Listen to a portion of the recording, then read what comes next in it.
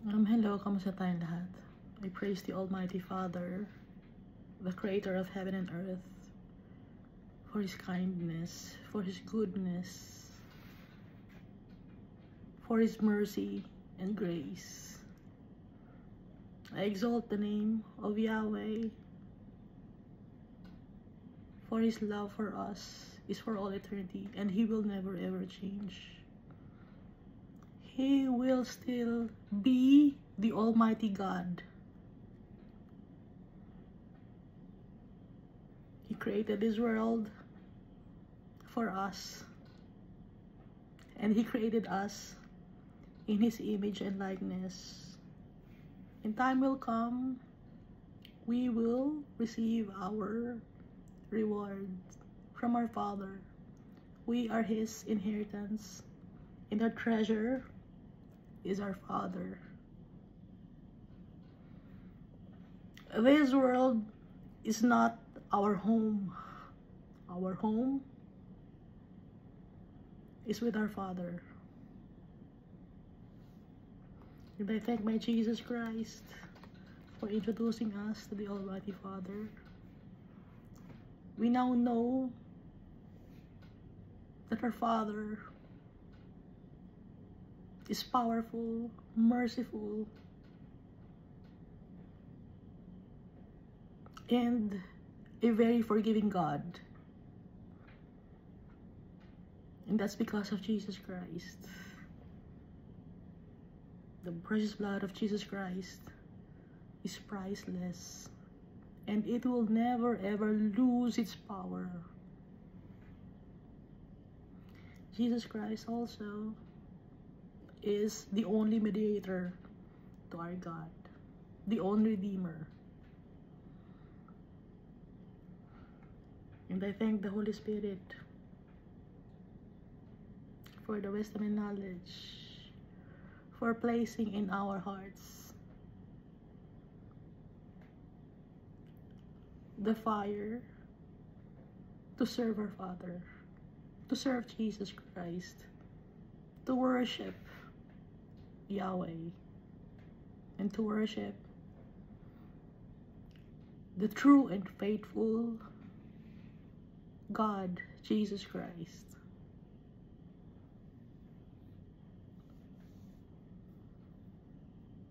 Jesus Christ is the King of Kings and the Lord of Lords, and our Father gave Jesus dominion, power, authority in heaven and on earth. And time will come that Jesus will judge the people at the last days. And that's written in the book of Revelation. So we've finished reading. I've finished reading the book of 2 Kings chapter 23. So it's about King Josiah, who was mentioned in the prophecy of the man of God, when the man of God was talking with Jeroboam, the son of Nebat.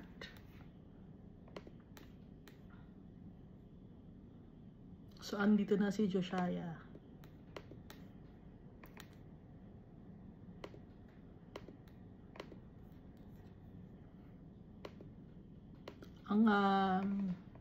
Simultaneously we'll read the 2 Chronicles, but before that we have not yet finished reading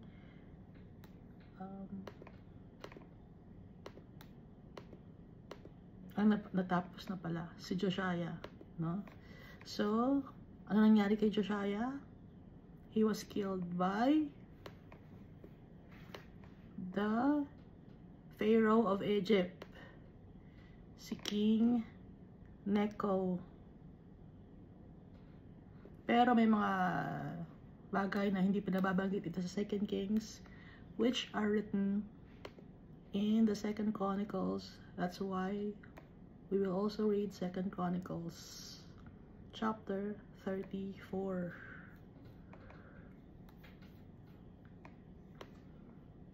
So may mga binabanggit sa 2 Chronicles na wala sa 2 Kings. Tapos wala sa 2 Kings, nandito naman sa 2 Chronicles, yung about kay Josiah. Tsaka yung 1 Kings and 2 Kings, tsaka yung 1 Chronicles and 2 Chronicles, it's about the kingdom of Judah and Israel. Pero ito sa 2 Chronicles, more on the kingdom of Judah. Ang nababanggit lang na dito sa 1 and 2 Chronicles, yung tungkol kay Jeroboam at yung tungkol kay Ahab. Pero dito sa 1 Kings and 2 Kings, nabanggit yung kingdom of Israel and kingdom of Judah. So yun ang difference, no? Aside from things that are not mentioned in 1 and 2 Kings, nandito sa 2 Chronicles. 1 and 2 Chronicles. Naiintindihan mo ba, Iska? Naiintindihan ko.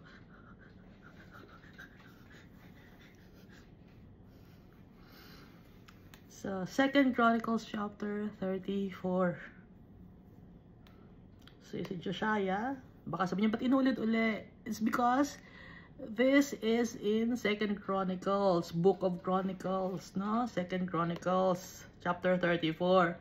So, previously binasa natin yung sa 2 Kings, about kay Josiah. Ngayon, meron siyang, simultaneously, meron ding story dito. True story ito, itong Bible, testimony. So, dito sa 2 Chronicles, pinabanggit din si Josiah. Josiah reigns in Judah as king.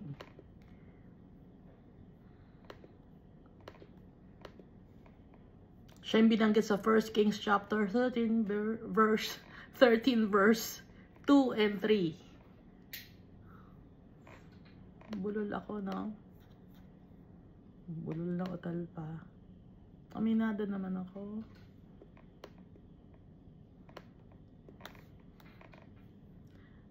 So, dito sa 2 Chronicles chapter 34, Josiah was 8 years old when he became king. So, bata pa siya. Wala pa siya. Hindi pa siya teenager.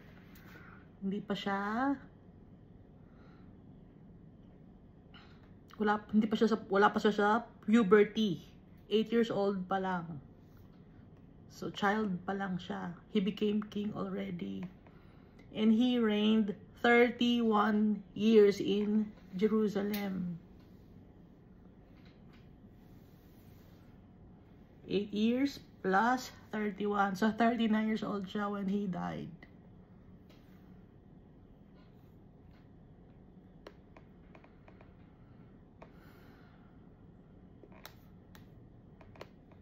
So, kung alam naman natin, di ba, na iba-iba ang age natin dito sa mundo. May mga tao na nako-complete agad nila yung kanilang mission in life. May mga tao na matagal ang kanilang ang ilalagi pa sa mundo na to. So, nakabase lahat kay Almighty Father. So, ito si Josiah, nakakota na siya. Kaya 39 years old, inuwi na siya ni Almighty Father.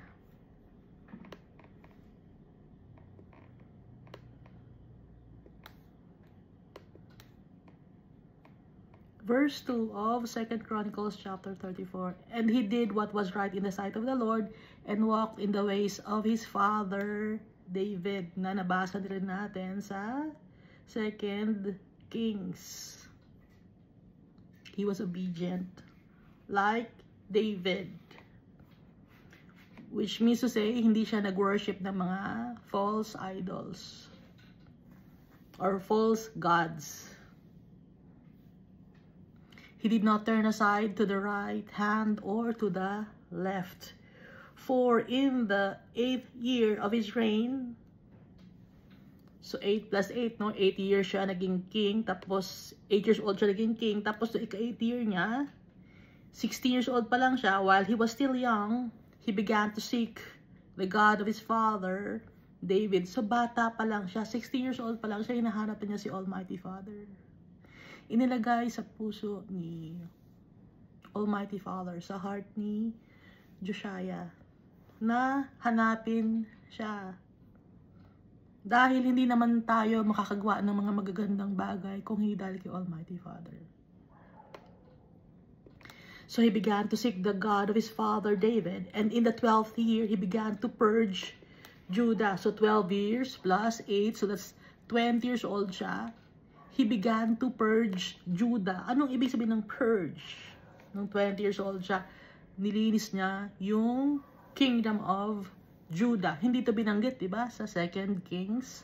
So ngayon, kaya natin binabasa kasi iba ang nakasulat sa 2 Chronicles. Ano to, kumpleto, no? Pero kumpleto rin naman, may mga hindi nababanggit sa 2 Kings. So in the 12th year, he began to purge Judah. So he was only 20 years old at that time. And Jerusalem of the high places, the wooden images, the carved images, and the molded images. So, nilinis niya ang kingdom of Judah and Jerusalem, yung capital of Judah. Anong pagkakalinis niya? Tinanggal niya yung mga high places or places for pagan worship. Ano pa ang tinanggal niya? Wooden images, gawa sa kahoy. Carved images, inukit. Korteng tao, inukit. Sinira din niya yon. At saka yung molded images, galing sa pagkakamolde. So ngayon, may mga images ang mga tao, molded images, wooden images, carved images. So yung idolatry ngayon, namana ng mga tao sa kanilang mga ninuno, which is an abomination in the eyes of the Almighty Father. So anong ginawa ni Josiah? He began to purge Judah. Nilinis niya. Bakit purge? Bakit nilinis? Kasi kadumihan yon, abomination. Verse 4, they broke down the altars of the Baals in his presence, and the incense altars which were above them he cut down, and the wooden images and carved images. So sinira, molded images, wooden images, carved images, yung incense altars, yung altar ni Baal, and the molded images he broke in pieces and made dust of them and scattered it on the graves of those who had sacrificed to them. So isinali niya sa mga tao or dun sa libingan ng mga tao na nag-worship ng mga false gods or idolatrous people. Sa libingan ng mga idolatrous people, dun niya ikinalat yung kadumihan. So, sinama-sama niya. Pag sumasamahin natin itong mga madudumi na to, yun ang ibig sabihin. Dahil kadumihan yon. Idolatry, kadumihan, uncleanness. Kahit ano pa ang itsura, kahit sabihin yung lucky charm, uncleanness yon. Yung bagwa, that's uncleanness. Yung wind chime, that's uncleanness. Yung dream catcher, uncleanness yon.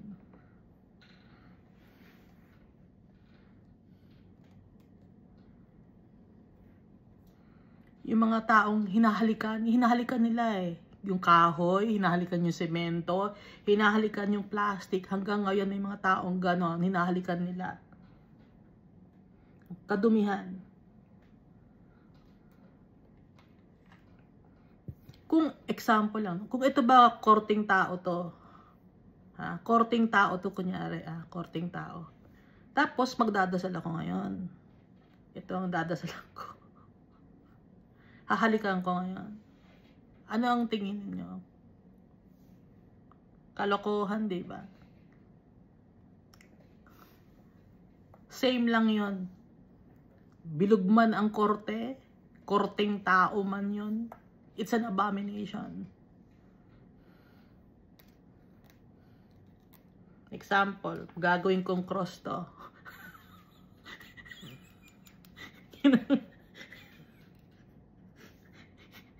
Parang aswang. Gagawin kong cross to. Tapos, hahalikan ko. Yung itong plastic to, di ba? Ito, plastic din, hahalikan ko. Tapos, dito ako magdadasal sa cross na to. Kalokohan, di ba? Gawa sa plastic. Kadumihan. Hindi pumapasok ang Holy Spirit sa mga bagay. Ha? Hindi buhay. Saan pumapasok ang Holy Spirit? Sa puso natin. Tayo na mga tao, mga anak ni Almighty Father.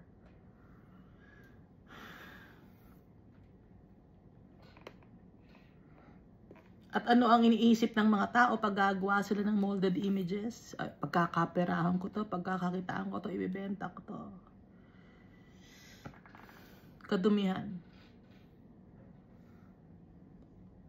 Ang dumi ng kamay ng tao. Puro mga kung ano-anong ginagawa natin. At yung paglalakad natin, sa buhay natin, lakad natin, puro kadumihan. Paano lang tayo malilinis? Dahil kay Jesus Christ, sa kanyang precious blood. By faith.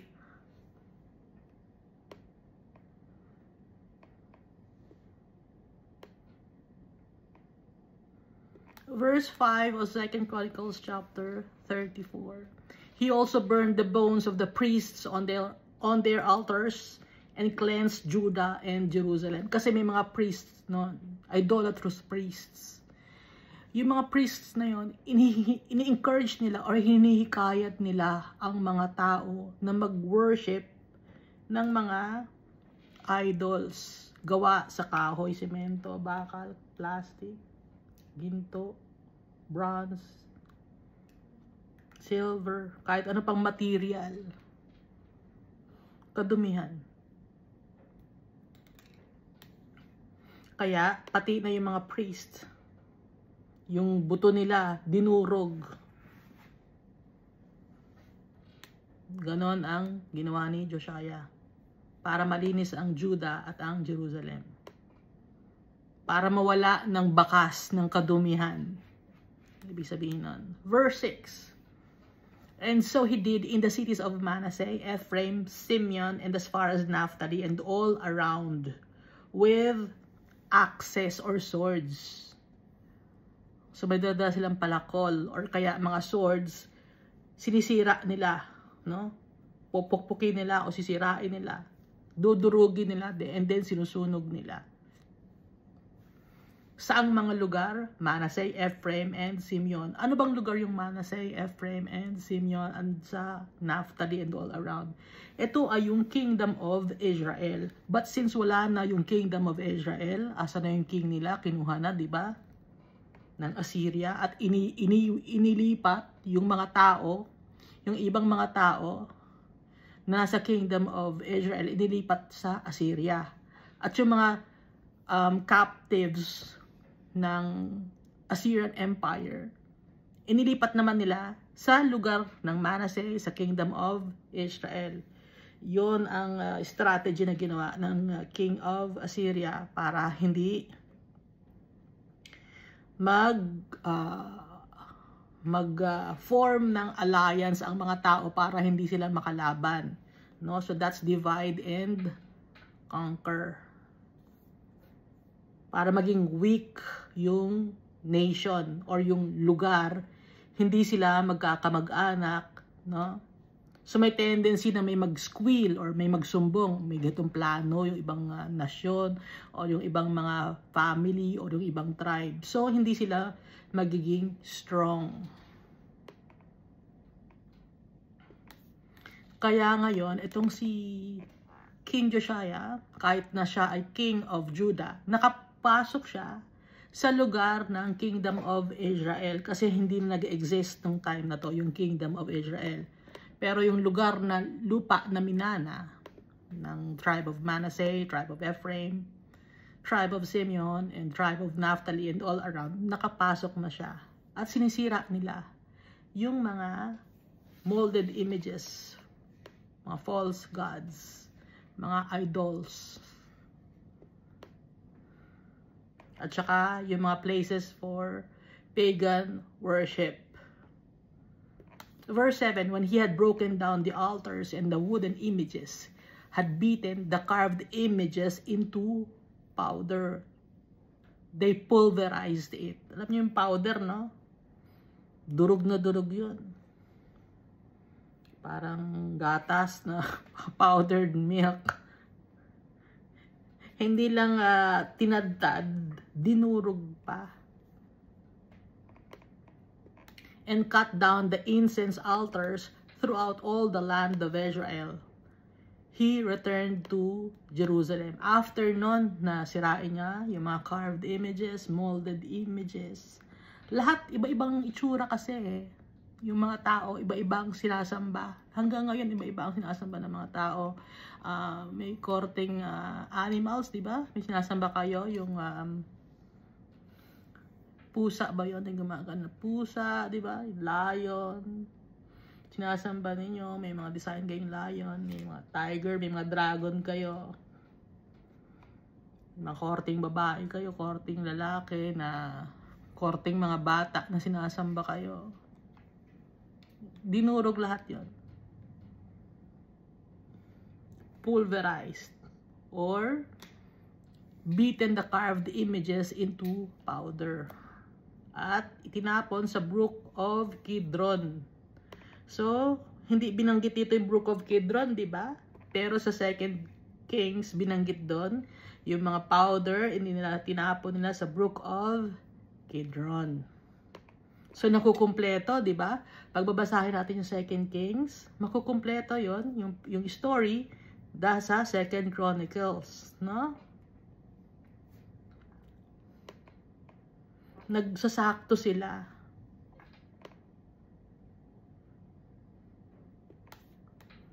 Dahil ang author ng Bible, si Almighty Father. So, bumalik na siya sa Jerusalem.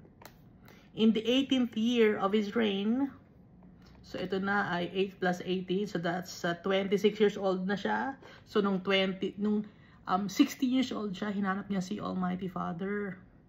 And then, nung 20 years old siya, he purged the kingdom of Judah and the kingdom of Israel, although the kingdom of Israel was not existent anymore. And then, nung 6 years old siya, 18 years na siya nag-reign as king, when he had purged the land and the temple, he sent Shaphan, the son of Azaliah, Maaseiah, the governor of the city of Jerusalem, no? Yun ang governor, si Maaseiah, and Joah, the son of Joaz, the recorder, to repair the house of the Lord his God. So, i-reconstruct, may mga dapat na ayusin, renovation. Pero same pa rin ang design, pero sa katagalan nasisira. Verse 9, when they came to Hilkiah, the high priest, so that time Hilkiah was the high priest, they delivered the money that was brought into the house of God, which the Levites who kept the doors had gathered from the hand of Manasseh and Ephraim, from all the remnant of Israel, from all Judah and Benjamin, and which they had brought back to Jerusalem. So may mga donation na bigay. Wala ng kingdom of Israel ngayon, galing sa Manasseh, galing sa Ephraim, galing sa mga natitira o remnant ng mga Israelite na hindi kasali sa kingdom of Judah. Nagbigay sila ng donation.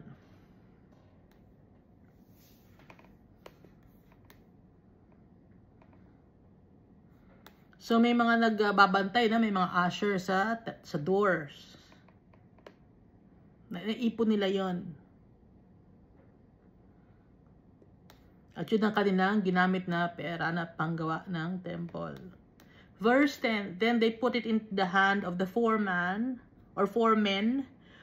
who had the oversight of the house of the Lord, and they gave it to the workmen who worked in the house of the Lord to repair and restore the house. So, inayos yung temple of the Almighty Father. Meron silang foreman. Ibinigay doon yung pera. Hindi na kailangan ng resibo dahil sila ay honest. Verse 11, they gave it to the craftsmen and builders, so masons, so carpenters, no? To buy hewn stone and timber for beams. Hewn stone, wala pang semento nun. Wala pang mga asfalto nun. So, ang ginagawa ay hewn stone, buo yung bato. Malalaking bato yon, buo. Yon ay kinakwari ng buo. So, ngayon, ang pagkakwari ngayon, dinudurog ang bato. Noon, ang pagkakwari, pupunta ka sa bundok, tapos titingin ka ng matigas na bato, hihiwa-hiwain yun ng pa-square, no? Or cube. Depende kung ano ang order ng foreman, kung gaano kalaki ang ilalagay na hewn stone. Alam na natin kung paano kumuha ng hewn stone, di ba? Kung paano nila hinahiwa kahit wala silang lagare or kahit wala silang mga machines. Dahil wala namang kuryente nung time na yon din. No? So meron silang mga ways on how to cut the stone. Ang nagturo sa kanila, si Almighty Father. Tsaka yung timber, gagawing beams or hamba ng temple.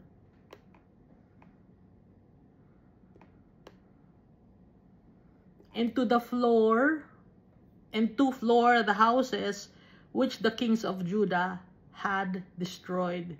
Kasi, yung previous kings of Judah, sinisira nila, meron silang dinadagdag, iniiba nila yung design. Gaya ni King Manasseh, no?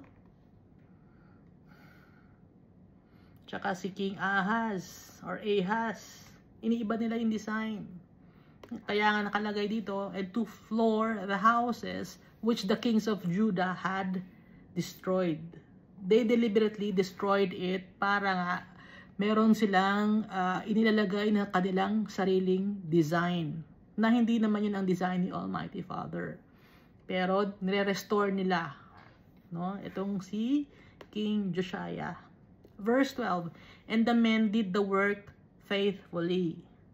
Their overseers were Jahath and Obadiah, the Levites, of the sons of Merari, and Zechariah and Meshullam, of the sons of the Kohathites, to supervise elders of the Levites, all of whom were skillful with instruments of music. Bakit nabanggit yung instruments of music? Kasi pag gagawa ka ng mga instruments of music, very ano yun, yung detailed, no? Yung mga instruments of music. Kaya sila rin yung gumagawa ng temple kasi may mga intricate details yung temple. Ngayon, itong mga Kohathites, kalahi din ito ng Judah, no? Kohathites.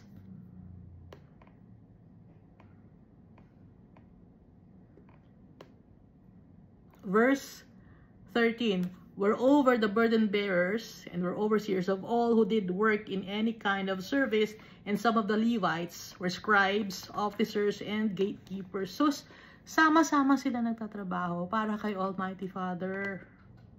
Yung ibang mga Levites, scribes or secretary, no? Or officers, yung iba gatekeepers or ushers. Nagbabantay sa gate. Verse 14, now when they brought out the money that was brought into the house of the Lord, Hilkiah the priest found the book of the law of the Lord given by Moses. No? So yung details na nandito sa 2 Chronicles, so hindi natin nabasa sa 2 Kings. So dito na ngayon sa verse 14, nakita yung book of law na nakatabi lang sa house of the Lord. Hindi binubuksan, alikabukan na. Yung time na to, binasa ito nung time ni Joshua. So marami ng years ang nakalipas, hundreds of years. Na misplaced yung book of law dahil ang mga kings, hindi nila binigyan ng pagpapahalaga si Almighty Father. Pero, Kaya nakita ngayon ni Hilkiah, the priest, ang Book of Law, ipinakita ni Almighty Father. Dahil nga si Josiah ang magre-restore ng temple. So, Hilkiah the priest found the Book of the Law of the Lord given by Moses. So, napakatagal na itong Book of Law. Galing pa nung time ni Moses. Na sinulat ni Moses sa utos ni Almighty Father, ibigay kay Joshua. Kasi nga, di ba namatay na si Moses, ibigay kay Joshua. And then si Joshua, binasa niya sa mga tao nung papasok na sila sa Promised Land. Ngayon na pumasok sila sa Promised Land, no? So, nag-reign as maraming mga judges before magkaroon ng king. Naghingi ng king ngayon ang Kingdom of Israel. So, ang first king, recap lang, first king ng Israel was Saul, and then, anong ginawa ni King Saul? Kinalimutan niya si Almighty Father. Tapos, si David, he was faithful. And then, si King Solomon, pero nagkasala si King Solomon. And then, nahati ang kingdom into two, Kingdom of Judah and Kingdom of Israel. So, yung Book of Law of the Almighty Father, hindi na nabuksan.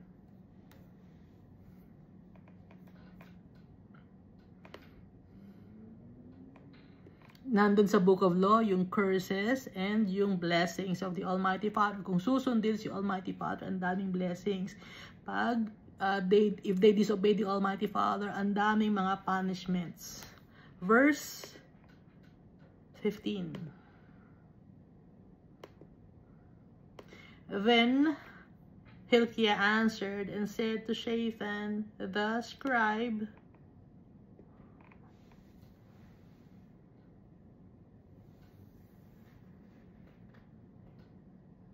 I have found the book of the law in the house of the Lord. And Hilkiah gave the book to Shaphan the scribe, or secretary, or lawyer, or attorney.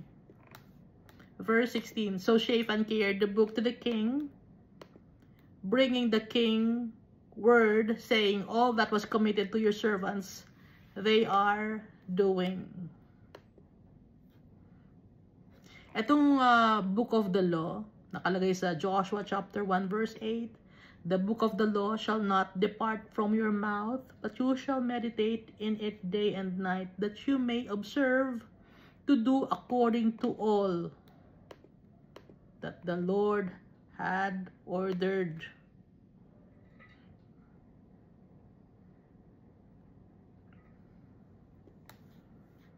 So si Shaphan, nag-report na siya kay King Josiah. Okay ang ginagawa ng mga tauhan. Nire-restore na nila yung temple of the Lord. At binigay na yung pera para makabili ng mga materials.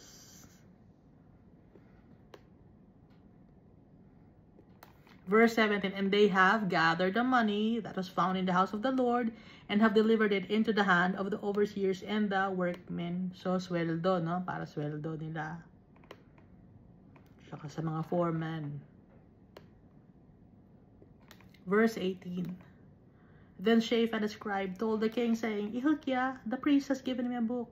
So, idinagdag ni Shaphan. Inuna muna ni Shaphan yung pagre-report niya about sa restoration of the temple of the Lord. And then, sa kanya ngayon idinagdag na yung si Hilkiah, ang priest, binigay sa kanya ang book. And Shaphan read it before the king. Thus it happened when the king heard the words of the law that he tore his clothes. Because King Josiah lamented, nalungkot siya dahil hindi siya aware dun sa book of law. Hindi sa kanya itinuro ng kanyang mga fathers. May mga nauna ng king sa kanya, di ba? Hindi tinuro sa kanya. So ngayon lang siya naging aware. Although sa heart niya, mahal niya si Almighty Father, gusto niyang sundin, pero yung mga details, no? Dito lang niya nalaman.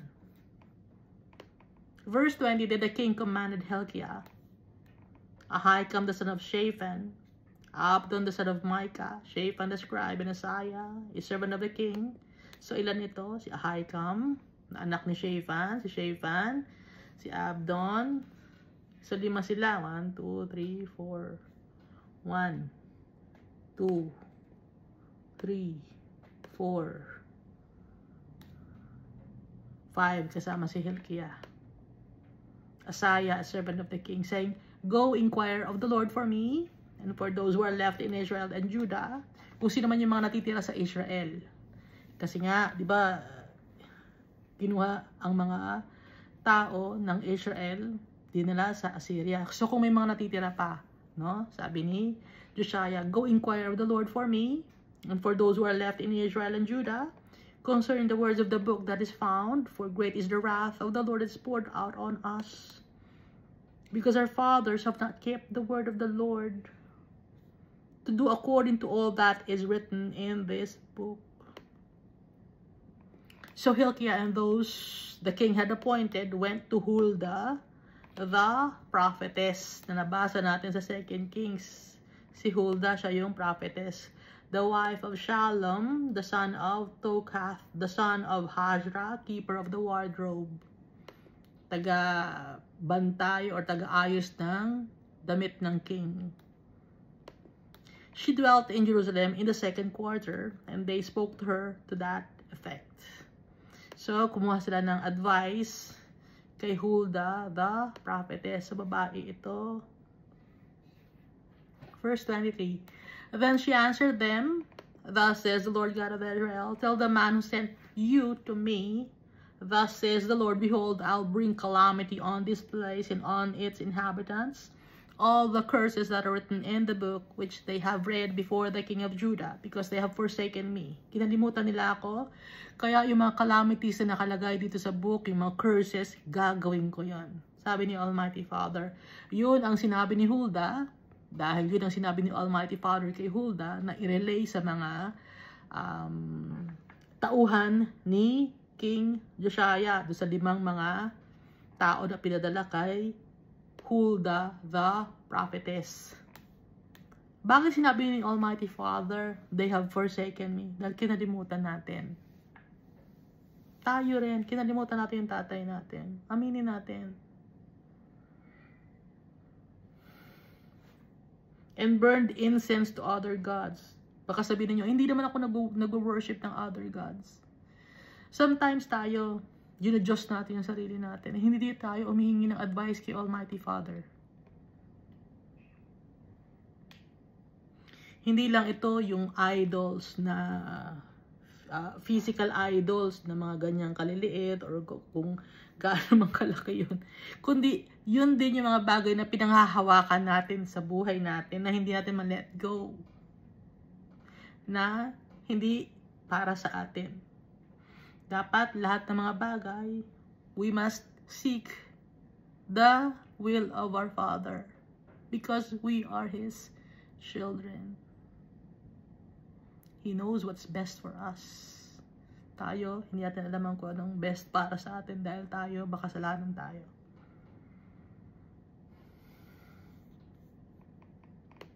Kaya para hindi magalit si Almighty Father, we have to let go of the things that binds us to do sins or iniquities. Yung ibang mga tao ang pinanghahawakan nila ay pera. Yung ibang tao ang pinanghahawakan nila kayamanan, ano, or fame. Ano pa ba yan? Power. Yun ang pinanghahawakan ng mga tao usually dito sa mundo na to.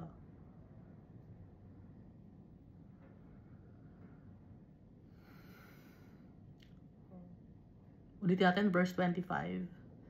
Because they have forsaken me and burned incense to other gods, that they might provoke me to anger with all the works of their hands, dahil sa gawa ng kanilang mga kamay. Therefore my wrath will be poured out on this place and not be quenched. Yung galit ko, ibubuhos ko at hindi mawawala yung galit ko. Hindi mapupula, no? Hindi matatapos yung galit ko, ibubuhos ko. Very patient si Almighty Father. Pero, dumadating din yung point na napupuno na siya, kaya magagalit siya. Ibubuhos niya ngayon yung galit niya. But as for the king of Judah who sent you to inquire of the Lord, in this manner you shall speak to him. Thus says the Lord God of Israel, concerning the words which you have heard. Ito ang ngayon ang sasabihin niyo kay King Josiah. Sabi ni Almighty Father, because your heart was tender. Tungkol ito kay King Josiah, no? Dahil King Josiah was seeking the will of the Almighty Father. Si King Josiah, because your heart was tender, sabi ng Almighty Father, and you humbled yourself before God, humingi ka ng tawag kay Almighty Father, you have a contrite spirit. When you heard His words against this place and against its inhabitants, nung marinig mo kung ano yung mga mangyayari yung nakalagay sa book, dahil doon, and you humbled yourself before me, nagpakumbaba ka, hindi ka nagyabang, hindi ka matigas ang ulo, and you tore your clothes and wept before me, nagmakaawa ka sa akin, I also have heard you. So tayo, hindi tayo magyayabang sa tatay natin, magmamakaawa tayo sa kanya. Bakit? Tatay natin siya. We are His creations. Wala tayong karapatang magyabang sa tatay natin.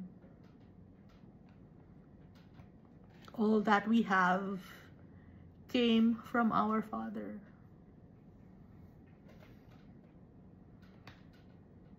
All the good things. Kaya wala tayong pagyayabang. Yung katalinuhan mo, hindi mo ipagyayabang yan. Yung kayamanan mo, hindi mo ipagyayabang yan. Kung ano man na itsura mo, hindi mo ipagyayabang yan. Kung ano mga bagay na pinanghahawakan mo, hindi mo maipagyayabang yan kay Almighty Father. Oxygen lang. Kay Almighty Father galing. Oxygen. Yung bahay na kung saan ka nakatira galing kay Almighty Father. Sa awa niya sa atin. Kahit na makasalanan tayo, naawa si Almighty Father sa atin dahil anak niya tayo. Pinagbibigyan niya tayo for now, but time will come. Dating si Jesus Christ to judge the people. Kaya everyday magpapray tayo kay Almighty Father. Hingi tayo sa Kanya ng tulong at ng awa. Dahil naririnig tayo ni Almighty Father. Kilala niya tayo. Alam niya yung hearts natin. He needed us in our mother's womb. Verse 28. Surely I will gather you to your fathers, and you shall be gathered to your grave in peace. Iuwi kita sa iyong tatay, sa mga nuno mo. Sabi ni Almighty Father, para kay Josiah, and you shall be gathered to your grave in peace. Magiging rest ka. Makakapunta ka na sa iyong rest. Hindi mo na may experience yung sufferings na mararanasan ng mga tao pag pinarusahan ko na sila. Yun ang ibig sabihin ng Almighty Father. And your eyes shall not see all the calamity. Dahil pag nakita mo yung calamity na mangyayari dito sa mundo, baka hindi mo kayanin. Which I will bring on this place and its inhabitants. So they brought back word to the king. Dahil sa nagpakumbaba ka sa akin, hindi mo na maabutan yung mga calamities. Kaya nga, at the age of 39 years old, kinuha na siya ni Almighty Father para hindi niya maabutan yung trials and tribulations and sufferings and calamities na ibubuhos ni Almighty Father sa Kingdom of Judah. Nauna nang pinurusahan ni Almighty Father ang Kingdom of Israel. Verse 29, Then the king sent and gathered all the elders of Judah and Jerusalem the king went up to the house of the Lord with all the men of Judah, so sa temple of the Lord, no? And the inhabitants of Jerusalem and the priests and the Levites and all the people, great and small. So, rich and poor, ibig sabihin nito, lahat ng klase ng tao. And he read in their hearing all the words of the book of the covenant which had been found in the house of the Lord. So, binasa yung law ni Almighty Father sa mga tao, sa mga nakatira sa Jerusalem, sa Judah, yung mga priests, yung mga Levites, yung mga may hirap na tao, lahat ng klase ng tao, para madinig ang law ni Almighty Father na nakasulat sa Book of the Covenant.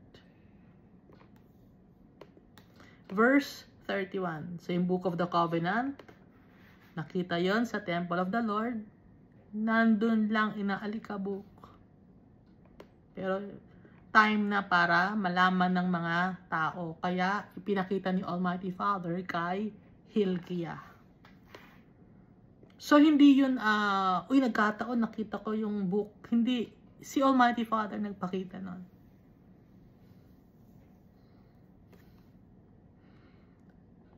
Baka sabihin, hindi, nagkataon lang na nakita. Hindi, ipinakita talaga ni Almighty Father kay Hilkiah para malaman ni Josiah, because dito sa mundo na to, designed to ni Almighty Father.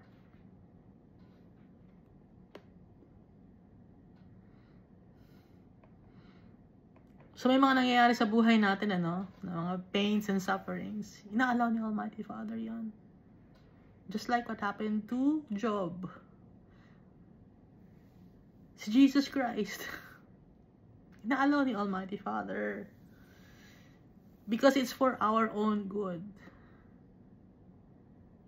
May mga tao hindi na naiintindihan. Kasi ang tao, iniisip lang nila lagi yung sarili nila, na-hurt ako, hindi ko deserve to. We deserve it. Because we are sinners. Hindi niya deserve na gano'n ang mangyari sa kanya. Hindi ko deserve na ganito ako. Hindi ko deserve na apihin ako ng tao. Mabuti akong tao. Walang tao mabuti. Kaya huwag tayo magyayabang, mabuti akong tao, wala akong sinatapakang tao. Hindi totoo yan. The mere fact na sinabi mo na mabuti kang tao, hindi ka mabuting tao, you're a liar. Dahil dito sa mundo walang mabuting tao. Ang mabuti lang si Almighty Father. Ang hindi nagkasala, si Jesus Christ. Tayo, pantay-pantay tayo. We deserve it.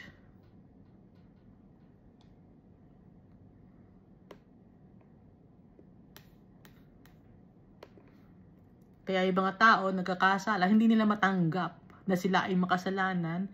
Matigas ang ulo, matigas ang puso, blind, at saka deaf. Verse 31. Then the king stood in his place and made a covenant before the Lord to follow the Lord, to keep his commandments and his testimonies and his statutes with all his heart and all his soul, to perform the words of the covenant that were written in the book. Susundin lahat ni Josiah. Dahil nabasa niya. Gusto niyang sundin si Almighty Father. So yung statutes, law, or legislation, or rule, no? Or commands. Yung testimonies, yung mga bagay na sinabi ni Almighty Father. Yung kung paano ginawa ang mundo na to, that's a testimony. Kung paano ginawa ang mga tao. Kung paano ang nangyari kay Abraham, Isaac, and Jacob, that's a testimony.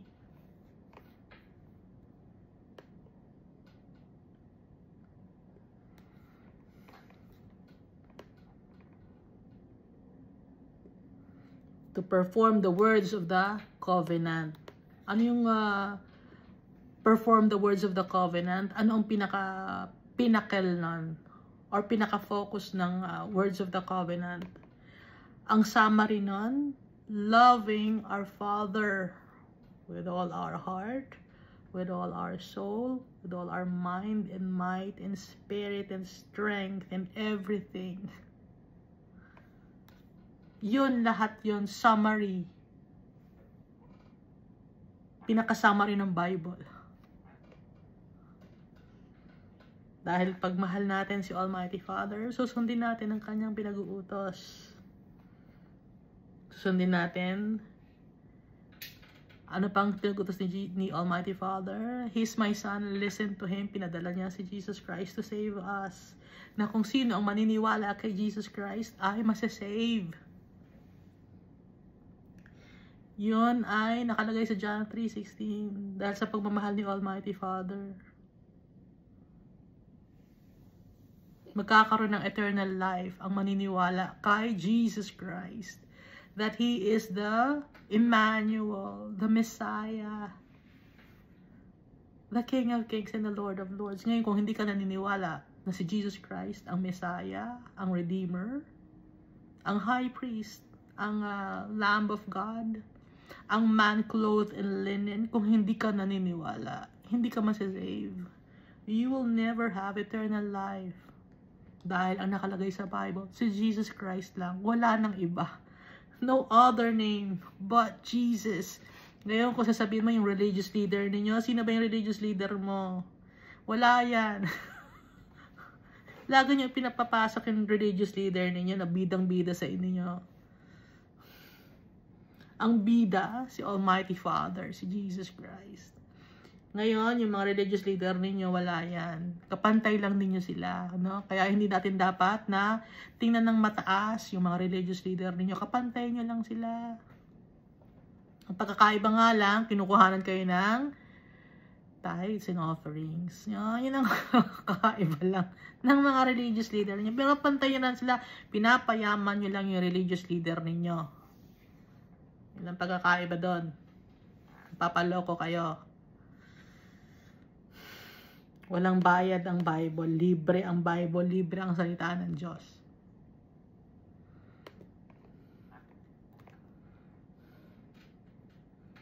Hindi nyo dapat pagkakitaan ng salita ng Diyos. Nakakahiya. Hindi kayo nahihiya kay Almighty Father. Libre yung oxygen na hinihinga mo. Sinisingil ba kayo ni Almighty Father o yung oxygen, nakakailang oxygen ka na? Libre ang oxygen. Yung pagbeat ng heart mo, libre. Yung pag-circulate ng blood sa katawan mo, libre yan. Nagbabayad ka ba? Hindi. Bigay lahat ni Almighty Father. Yung blessings na binibigay nila sa iyo, blessings yun. Libre yun sa'yo binigay ni Almighty. Baka sabihin magtatrabaho ka, kaya ka nakakapagtrabaho. It's because of the strength that the Lord gives you. At libre yun, kaya ka nakakapagtrabaho. Tapos, ibibenta mo ngayon ang salita ng Diyos. Para sumikat ka.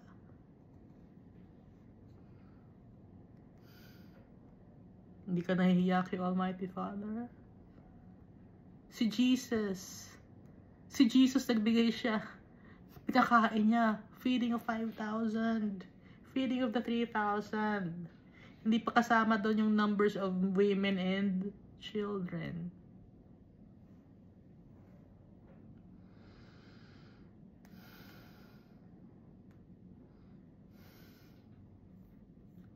Kaya wag natin gawing negosyo si Almighty Father tsaka si Jesus Christ. Ginagawa nang yung negosyo. Hindi gagawa ako ng magandang mukha. Bibenta ko ngayon. Gagawa. Pampaswerte. Binibenta ninyo, pinagkakakitaan ninyo. Natatawa lang ako sa mga mall. May binibenta ka marito, pampaswerte. Gusto ko lang sabihin, binibenta mo pampaswerte, ba't hindi ko gumamit para hindi ka na magbenta? Hindi ka na masabi. Ikaw na lang kaya ang gumamit para swertuhin ka, ba't binibenta mo pa sa amin? Sige, gamitin mo. Para hindi ka na magbebenta dito sa mall, gano'n. Para hindi ka na, maayos na ang buhay mo, diba? Ba't bibenta mo pa? Swerte naman pala yan eh. Oh.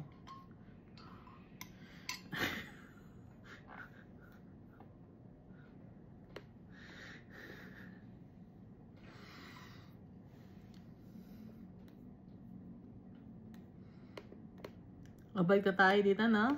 Na si Almighty Father, si Jesus Christ, hindi siya naniningil. Sino ang bibigyan niya? Tayo pa ang bibigyan niya. Ano ibibigay sa atin? Everlasting life. Bakit tayo mabibigyan ng everlasting life? Kung susundin natin yung ipinag-uutos sa atin ng tatay natin. Dahil kung mahal natin ang tatay natin, hindi na tayo sasamba ng kung ano-ano man ng mga rebulto, ng mga wooden images, carved images, or molded images.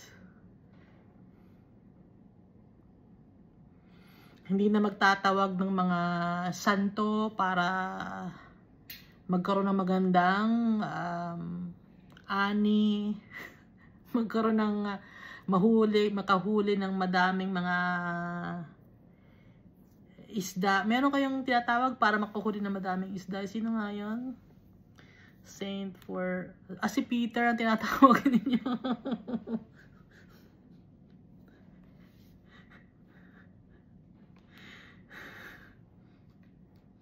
Tinatawag niyo pa si Peter para makapahuli kayo ng isda. Hindi naman nagmimilagro si Peter. Ang nagmilagro si Almighty, si Jesus Christ. At kaya nakapagmilagro si Peter, si Paul, because of the Holy Spirit, napadala din ni Jesus Christ. Ha? Hindi niyo nakikita yon? Ang nakikita niyo lang kasi yung end result. Hindi niyo nakikita yung pinaka-source. Tingnan natin yung pinaka-source. Si Almighty Father. At ipinunod lang sa Jesus Christ, ang source. Ha? Ang dami niya pang dinadaanan kasi ng mga ng mga stopover. Hindi na kailangan tayo mag-stopover. Diretso na tayo sa tatay natin through Jesus Christ. Tuloy natin to. And he made all who were present in Jerusalem and Benjamin take a stand to the inhabitants of Jerusalem did according to the covenant of God, the God of their fathers. Thus Josiah removed all the abominations.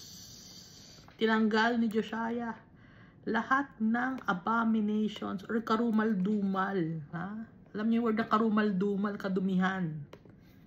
Monstrosities.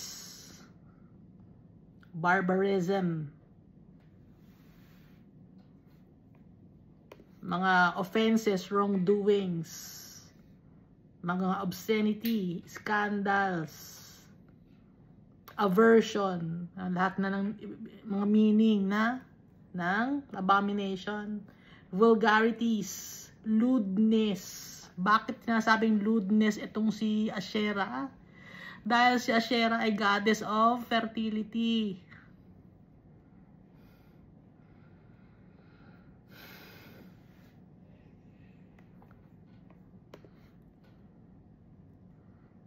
Sabi, ay hindi, yung si Mary naman, naka-debase naman siya, mahaba naman ang damit niya. O, sinuotan na ngayon ng damit. Dati walang damit yon. Sinuotan na ng damit para i-incorporate sa isang religion.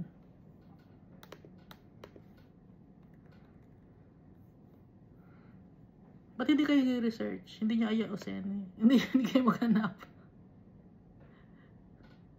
Ayaw din niyang buksan yung... Hindi, baka mali yung mahanap namin. Magpapray tayo kay Almighty Father. Through the power of the Holy Spirit. Ha? Para malaman yung totoo.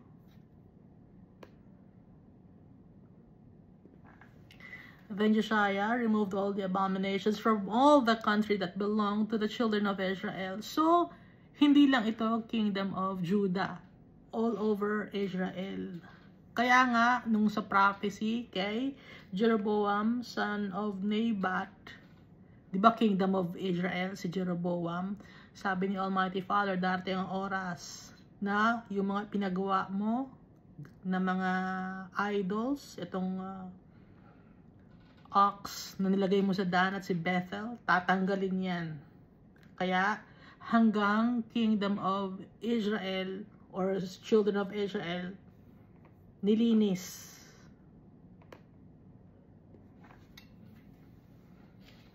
Inutusan ni Almighty Father si Josiah. Nasa heart ni Josiah yon. Kaya nasa heart mo yon, kasi utos ni Almighty Father yon, nandito sa heart mo yon. Kaya ginagawa mo yung tama. Kasi nasa heart mo, inilagay sa heart mo ni Jesus Christ at saka ni Almighty Father na gumawa ng tama. Si Josiah, idinagay ni Almighty Father sa heart niya na gumawa ng tama. Kaya nakakagawa tayo ng goodness because of our Father. Kasi sa Kanya galing ang goodness. On our own, we are evil people. And made all who were present in Israel diligently serve the Lord their God. All his days they did not depart from following the Lord God of their fathers. Pag sinasabing diligently, ibig sabihin meticulously, thoroughly, methodically, conscientiously, fastidiously, intently. Yun ang ibig sabihin ng diligently. So, sinunod nila si Almighty Father, tinanggal ang mga kadumihan, ang mga pillars of sacred pillars, no? Alam natin yung mga sacred pillars, 'di ba? Yung mga obelisks, yung mga totem pole or yung mga stones na sinasamba ng mga tao.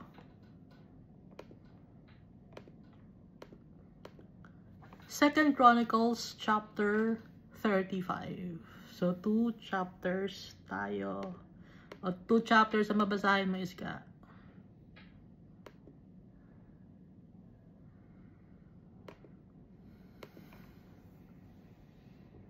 Si King Josiah pa rin ito.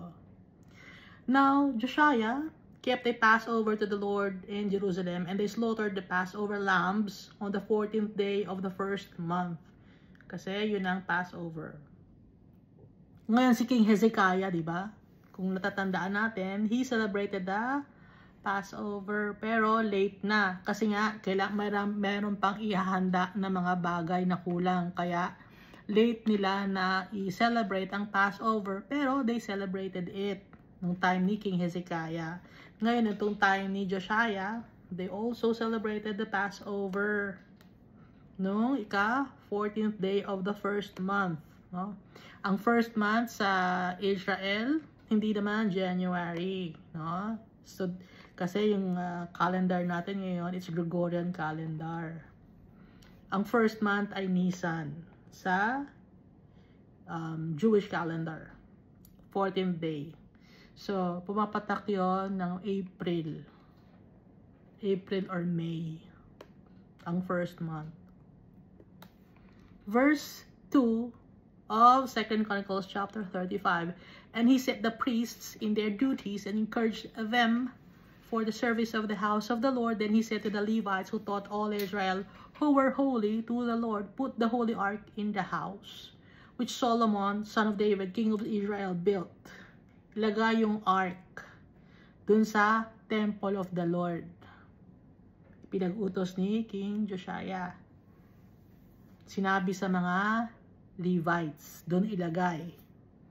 It shall no longer be a burden on your shoulders. Now serve the Lord your God and His people. So, kasi dati, yung ark, wala sa temple. Ngayon, ang inutos ni King Josiah, ilagay yung Holy Ark sa Temple of God na pinagawa ni King Solomon. Para hindi na burden or bigatin or dala-dala ng mga Levites, dalahin nila kasi yun, yung Holy Ark. Para ngayon, ang focus nila ngayon ay to serve the Almighty Father and the people of God. Verse 4, prepare yourselves according to your fathers' houses. Sabi ni King Josiah or household. According to your divisions, following the written instruction of David, king of Israel, and the written instruction of Solomon, his son. So, nakadivide sila. Ito yung tribe ni ganyan, ito yung family ni ganyan. Hiwa-hiwalay sila, no? Kasi nga, para yun ang nakalagay sa instructions ni David, tsaka sa instruction ni Solomon. Stand in the holy place according to the divisions of the fathers' houses of your brethren, the lay people. and according to the division of the father's house of the Levites. So kung sino yung father mo, magano kayo, sama-sama kayo doon. Kumpul-kumpul kayo, no?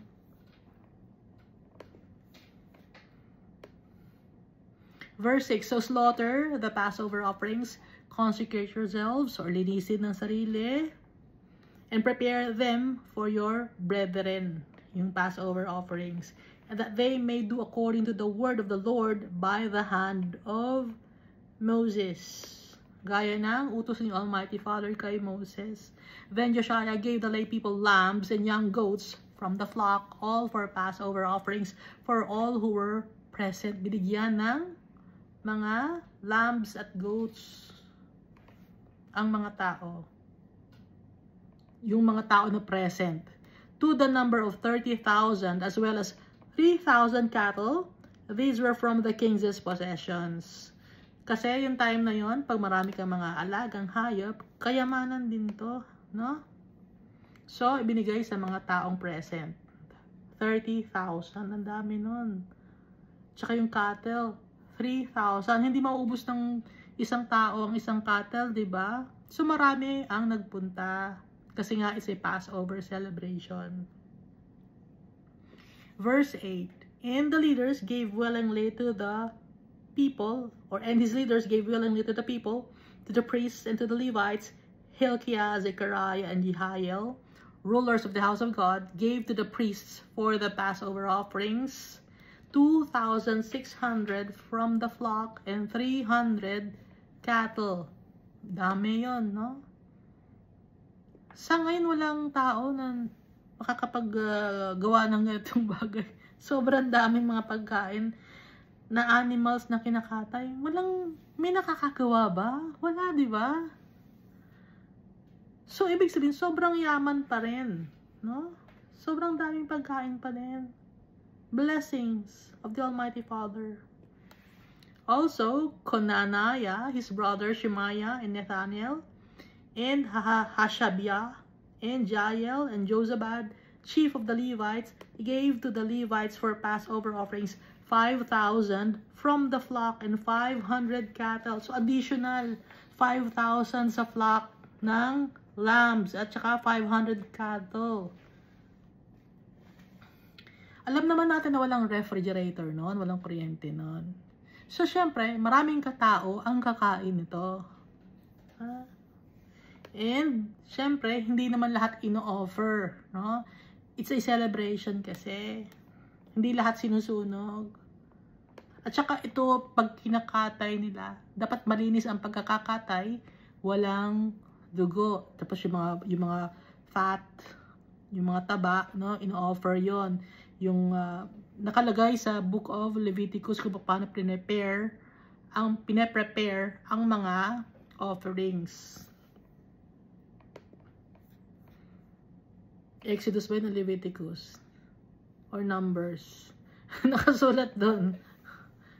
Verse 10. So the service was prepared, and the priests stood in their places, and the Levites in their divisions, according to the king's commands. So, yung mga priests nandun, sama-sama sila kung sino yung lahi nila. At saka yung mga Levites, kung saan sila, yung mga magkakapatid, tapos katabi nila, yung uncle nila, yung family, ganon, ang kanilang, ang tawag doon, yung kanilang pagkakahati-hati. Kung sino yung magkakamag-anak, yung magkakasama, yung magkakapamilya, yung magkakasama. Okay? According to the king's command. Verse 11, and they slaughtered the Passover offerings, and the priests sprinkled the blood with their hands, while the Levites skinned the animals. So, kanya-kanya sila ng trabaho. Sobrang dami ito. Isang tao ba kayang magkatay ng mga lambs tsaka ng cattle? So, madami ito. No? Isang katay mo lang, pagod ka na eh. Nakakita na akong paano magkatay. Nakakapagod. Isang katay lang ng animal, pagod na ako eh. Pero hindi ako nagkatay, nanood lang ako, pero napagod ako. Nanonood lang ako pero napagod ako. Ba't ganon? Verse 12, then they removed the burnt offerings that they might give them to the divisions of the fathers as houses of the lay people to offer to the Lord as it is written in the book of Moses. And so they did with the cattle. So, same, cattle tsaka sa lambs. Also, they roasted the Passover offerings with fire according to the ordinance. But the other holy offerings they boiled in pots, in cauldrons, and in pans, and divided them quickly among all the lay people. Ang laking hiwa nito. Nakakita na ba kayo ngayon, no, sa internet? Yung mga nasa Middle East, ang lalaki ng hiwa ng kanilang mga meat, no? Siguro kasanayan nila kasi nga, gito yung hiwa ng meat sa time ni Josiah, tsaka yung sa Passover meal, malalaki ang hiwa talaga, mga ganyan, mga isang hita, ganon. Kaya nalaki ng lutuan nila, di ba? Sino man kausap ko? Ako lang naman. Di ba, Iska? Kita mo, di ba? Verse 14, then afterward, they prepared portions for themselves and for the priests, because the priests, the sons of Aaron, were busy in offering burnt offerings and fat until night. Pagod ang mga tao. Hanggang gabi nag-o-offer sila ng fat. Bakit nila ino-offer yung fat? Para madurog yung fat, hindi kakainin ng mga tao. Ino-offer kay Almighty Father. Baka sabihin nyo, baka kasi sabihin nyo, bakit ayaw yung laman? Kasi yung laman sa mga tao. Yung fat, ino-offer kay Almighty Father. Baka sabihin nyo, bakit masarap yung fat, no? Ayaw ni Almighty Father ipakain sa mga tao yung fat. Okay? Kaya pinapasunog niya. Yun ang kanyang gusto. So, ang kinakain ng mga tao, yung laman. Maghapon to hanggang gabi. Ang katayan. Sobrang dami. Therefore, the Levites prepare. Kasi, after mo kakatayin pa, lilinisin mo. Kasi hugasan pa yon. Dapat walang blood yon. Tapos, babalatan. Pagkabalat, hugas uli. Tapos, pakukuluan ng pakukuluan. Kasi gusto nila dapat lutong-luto, walang blood, hindi hilaw. Therefore, the Levites prepared portions for themselves and for the priests, the sons of Aaron. And the singers, the sons of Asaph, were in their places according to the command of David, Asaph, Heman, and Jeduthun, the king's seer. So, may seer din ang king. No, iba ang prophet sa seer. Ang prophet, kung ano ang gustong ipasabi ni Almighty Father sa prophet. Pero yung seer, pwede rin gawin yun ng seer. Pero si Daniel, prophet, seer, si Daniel, si John the evangelist, hindi lang siya prophet, seer din siya. Kasi pag ano ibig sabihin ng seer, nakikita niya, hindi lang nakikita, nararamdaman, may discernment, hindi lang sa hearing. Kasi yung prophet, na-hear lang kung ano ang ipapasabi ni Almighty Father, yon ang sasabihin sa nagtatanong. Okay? So yung seer, nakikita nila. Kagaya nung nakikita ni Jeremiah, ni Ezekiel, tsaka ni yung 4 living creatures, no? Yon. Tsaka yung nakikita nila si Almighty Father na malingning, si Jesus Christ, yon, seer yon. Na nakikita nila sa, not physically nakikita nila, pero in a vision. So that's seer, pag nakakakita ng vision.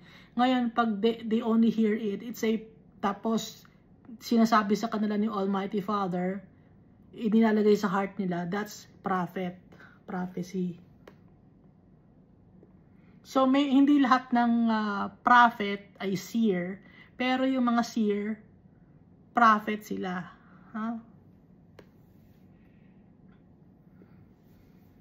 Also, the gatekeepers were at each gate, and they did not have to leave their position because their brethren, the Levites, prepared portions for them. So, ang nagbabantay ay mga gatekeepers, hindi na sila lalabas pa or aalis sa kanilang pwesto dahil may nagpre-prepare na ng kanilang food. Yung mga Levites. So, kanya-kanya sila ng trabaho.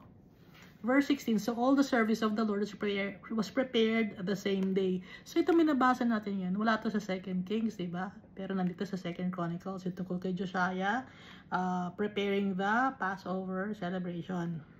So, all the service of the Lord was prepared the same day to keep the Passover and to offer burnt offering. Isang araw lang to, ang daming kinatay. Kapagod nun. Pero, para kay Almighty Father, hindi sila mapapagod. Kasi, ang tagal nilang hindi sinelebrate ang Passover.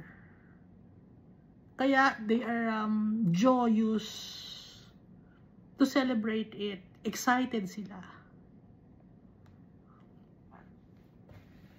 To offer burnt offerings on the altar of the Lord according to the command of King Josiah. Verse 17. And the children of Israel who were present kept the Passover at that time and the feast of unleavened bread for 7 days. 7 days, complete number completion. No? So, ang mga tao dito sa mundo, meron din tayong 7 days. So, tayo, habang nandito pa tayo sa mundo, hindi pa natin nakaabot yung ating 7 days or yung completion of our lives here on earth. No? Kasi nandito pa tayo sa mundo. So, hindi pa natin nako-complete yung 7 days habang nandito tayo sa mundo. Naintindihan natin. Naintindihan mo, Iska? Hindi pa nako-complete yung 7 days mo, Iska. Hindi pa binibigay sa inyo Almighty Father yung completion.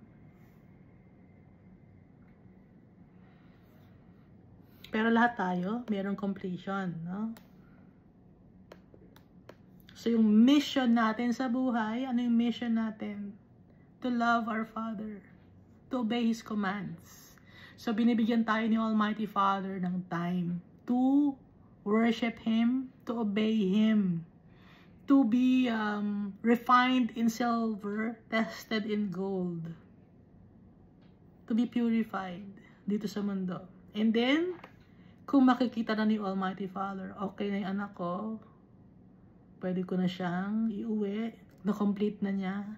Ngayon, may mga tao na disobedient, stubborn, and they don't want to obey the Almighty Father. Kita ni Almighty Father yon. There's no hope for this person anymore. O, kinumpleto na ni Almighty Father and then throw to eternal damnation. Nakakalungkot, di ba? Pero tayo, pag susundin natin si Almighty Father, pag na-complete natin yung 7 days of our lives here on earth, yung rest day natin kay Almighty Father, that's the Sabbath day. So that's ito ika-7th day, no, ng buhay natin. So dito 6 days and then 7 days. Nasa tatay na tayo natin. Verse 18, there has been no Passover kept in Israel like that since the days of Samuel the prophet. So si Samuel, noong time ni Samuel, sino ang king nun? Si Saul at saka si David. Hindi nangyari, matagal lang hindi nangyari, no? Na-stop lang nung hindi na si Samuel ang prophet kasi si Samuel pa ang binabanggit dito. So walang nangyaring Passover celebration nung time after maging prophet si Samuel. Nung inuwi na ni Almighty Father si Samuel, yung kanyang nakompleto na ni Samuel ang kanyang buhay dito sa mundo, yung kanyang rest day. And none of the kings of Israel had kept such a Passover as Josiah kept. Pero walang katulad na king ang Israel gaya ng ginawa ni Josiah. With the priests and the Levites, all Judah and Israel who were present, and the inhabitants of Jerusalem. So binabanggit dito, not only not only the tribe of Judah, but also the kingdom of Israel. Present sila. No? So, united sila. Kahit na na-divide ang kingdom of Israel into two, at the time of King Josiah, they were united to celebrate the Passover. Kasi present yung ibang mga people of Israel who were present and the inhabitants of Jerusalem. So masaya sila kasi family uli sila. Nabuo uli sila. In the 18th year of the reign of Josiah, this Passover was kept. So noong 18th year as king si Josiah, so 18 plus 6, so 26 years old si Josiah. 18 plus 8 pala, sorry. Hindi naman mag-math. 18 plus 8. No? 26, diba? Same calculator. Verse 20. After all this, when Josiah had prepared the temple, Necho, king of Egypt, came up to fight against Carchemish. Na-prepare ni Josiah yung mission niya, natapos niya ni Josiah. Tinanggal yung mga wooden images, carved images, mga abominations in all of Judah and Israel. Tinapon sa brook Kidron yung mga kadumihan, ginawang abo, and then they celebrated the Passover. And the people were very joyous. After that, sabi diba ni Almighty Father, hindi mo na mararanasan yung calamity na darating sa kingdom of Judah dahil paparusahan ko sila. Hindi mo na mararanasan yun. That's why, here on verse 20, si Josiah, after all this, when Josiah had prepared the temple, Necho, king of Egypt, came up to fight against Carchemish. Carchemish is now in Syria and Turkey. Nasa boundary, no? So, bago ka makakapunta ng Carchemish from Egypt, nasa baba yung Egypt, daan muna sa Israel. Daan sa Megiddo, and then sa River Euphrates, and then sa pataas yun kasi, papunta sa Turkey, Syria. Dahil kakampi yung king of Egypt sa king of Assyria. Gusto niyang tulungan. Kaya pupunta siya ngayon sa Turkey, Syria, or nung time na to ang tawag ay Carchemish, yung king of Egypt, na si King Necho. Kaya nga nakalagay ito, by the Euphrates, and Josiah went out against him. So, si King Necho or Pharaoh Necho, hindi naman talaga niya aawayin si Josiah. Pero si Josiah, ayaw niyang padaanin ang Pharaoh of Egypt. Verse 21, but he sent messengers to him saying, what have I to do with you, King of Judah? Ano bang gagawin ko sa'yo, King of Judah? Sabi ni Pharaoh Necho. Dadaan lang naman ako, pupunta ako sa Carchemish, yun ang kalaban ko. Yun ang kalaban ko. Sasamahan ko yung king of Assyria. Kakampi ako doon. Hindi naman ikaw ang kalaban ko. Dadaan lang ako. Gusto ko lang dumaan. I have not come against you this day. Hindi naman ikaw ang pupuntahan ko. But against the house with which I have war. Pero dun sa house kung sino ang kalaban ko, yun ang pakay ko. Hindi ikaw. Dadaan lang ako. For God commanded me to make haste. Inutusan ako ni God. Sabi ng Pharaoh, refrain from meddling with God who is with me, lest He destroy you. Inutusan ako ni God. Sabi ng Pharaoh. Ngayon, pinagmamadali ako ni God. Ngayon, wag kang makialam. Dahil pinagmamadali ako ni God. Kasama ko si God. Ngayon, kung manggugulo ka sa akin, papatayin ka ni God, mapupuksa ka, mapipinsala ka. Sabi ng King of Pharaoh. king of Egypt, or Pharaoh Necho. Verse 22, nevertheless, Josiah would not turn his face from him. Matigas ang ulo ni Josiah. Anong ginawa ni Josiah? But disguised himself so that he might fight with him. Ayaw siyang kalabanin ng Pharaoh Necho. Pero ang ginawa ni Josiah, he disguised himself para makalaban niya yung Pharaoh of Egypt. And did not heed the words of Necho from the mouth of God. Hindi niya sinunod ang sinasabi ni Necho, na inutusan si Necho ni Almighty Father. Hindi nakinig si Josiah. So he came to fight in the valley of Megiddo, or Megiddo, Armageddon, or Armageddon. Nakatabi ng Jezreel, kung saan ang kingdom, or ang kung saan kinuha yung lupain ni Ahab kay Naboth. No? Magkatabi lang yung Jezreel and Megiddo. Open space yun, kung i-check nyo sa mapa. So, ngayon, ang mundo, buong mundo, ang Megiddo. Ang Valley of Megiddo, ang buong mundo ngayon, na nakalagay sa Book of Revelation. Dahil lalabas lang tayo ng bahay, marami ng away, di ba? Marami ng gulo. So, kasi ang turo sa amin noon, no, bata pa ako, turo, hindi sa Megiddo mangyayari ang laban, hindi. Mali yung turo. Mali yung turo nung bata ako, mali yung turo sa amin, hindi yun totoo. Dahil ang laban nandito sa buong mundo.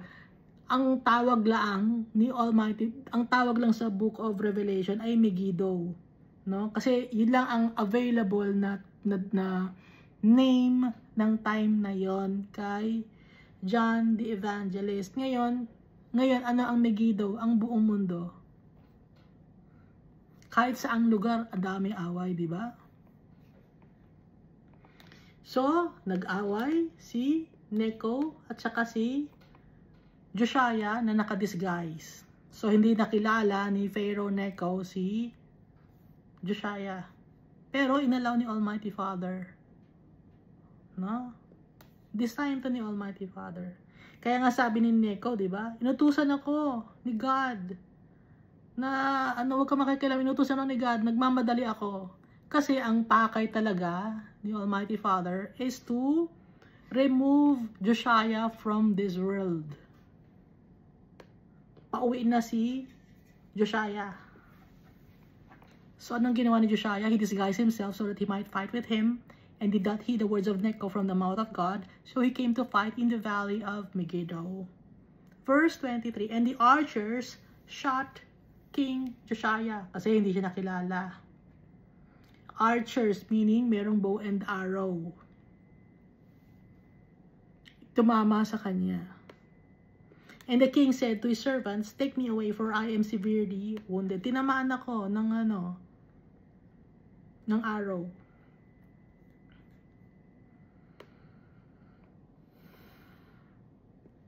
So, inutusan niya kayong servants, no? Malaki ang tama ko. Malala. Madaming dugo. Verse 24, his servants therefore took him out of that chariot and put him in the second chariot that he had. So, merong dalawang chariot, si King Josiah. Yung isa kasi na chariot, punong-puno na ng dugo. Tsaka, punong-puno na ng arrow, no? Dahil nga, pana.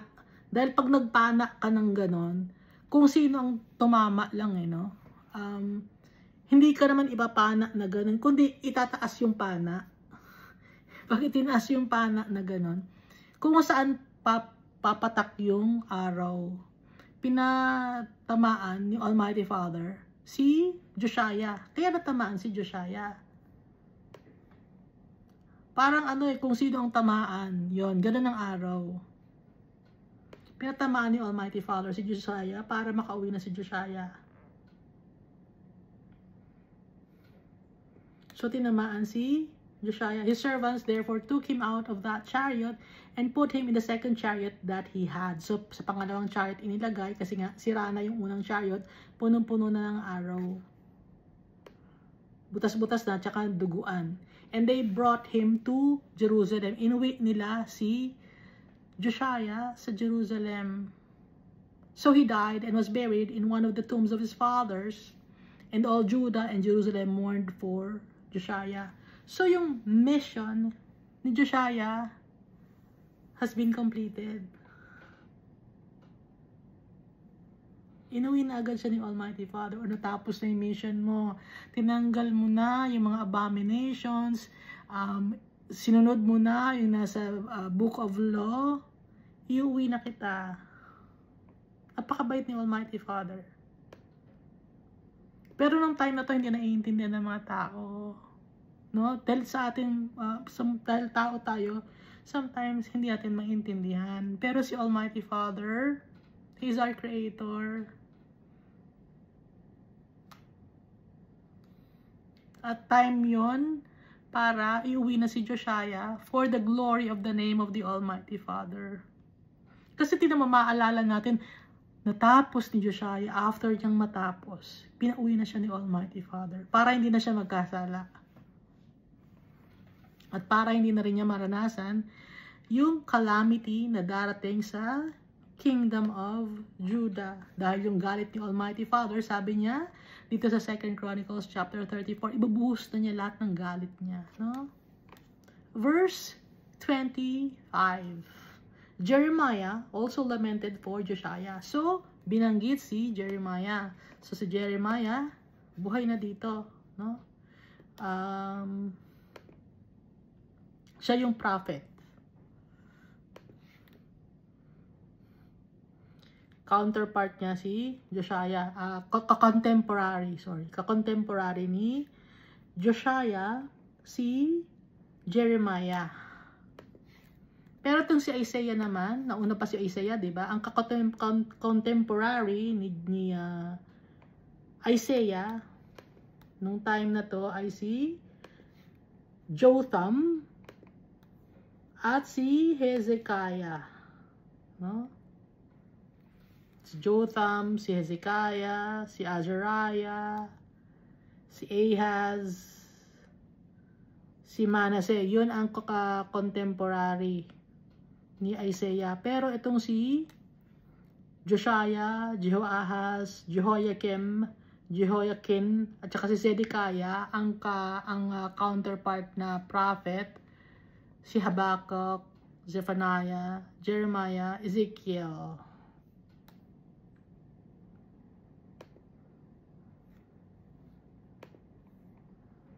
Ngayon, nabanggit dito sa verse 25 ng 2 Chronicles chapter 35, si Jeremiah also lamented for Josiah. So, nalungkot din si Jeremiah. And to this day, all the singing men, the singing women speak of Josiah in their lamentations. They made it a custom in Israel, and indeed they are written in the Laments. Sa Book of Lamentation. Now the rest of the acts of Josiah and his goodness, according to what was written in the law of God, or in the law of the Lord, and his deeds from first to last, indeed, they are written in the book of the kings of Israel and Judah. Kaya nga, nandito sa 2 Kings. Kaya, kinuha na ni Almighty Father si Josiah, dahil ang sabi ni Almighty Father kay Josiah, hindi na niya mararanasan yung punishment niya para sa mga kingdom, para sa tao sa Kingdom of Judah.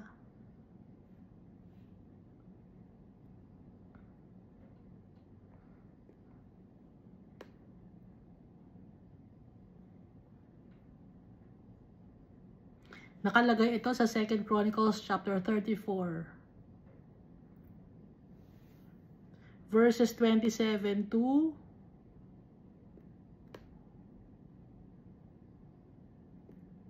28. Kaya kinuha na ni Almighty Father. Balikan natin, ano?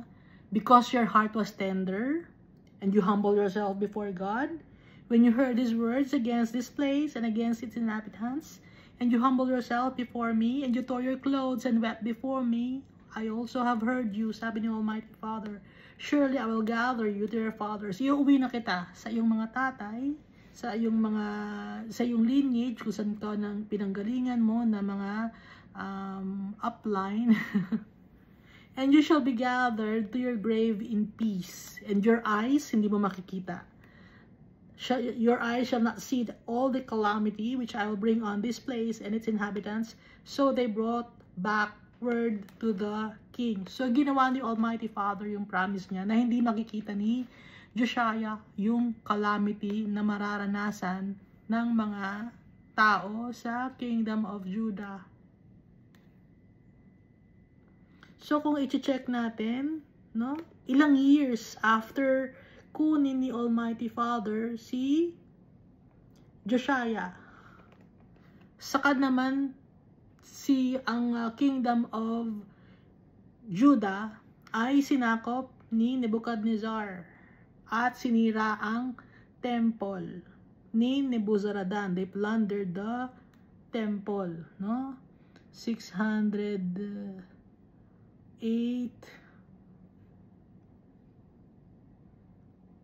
Ilang years to? 586 minus 608. Saan yung calculator ko? 506.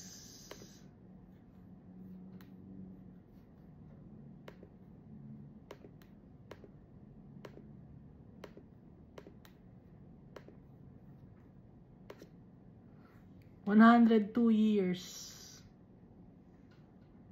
bago 102 years bago kunin or ipadala ni Almighty Father yung calamity sa Kingdom of Judah.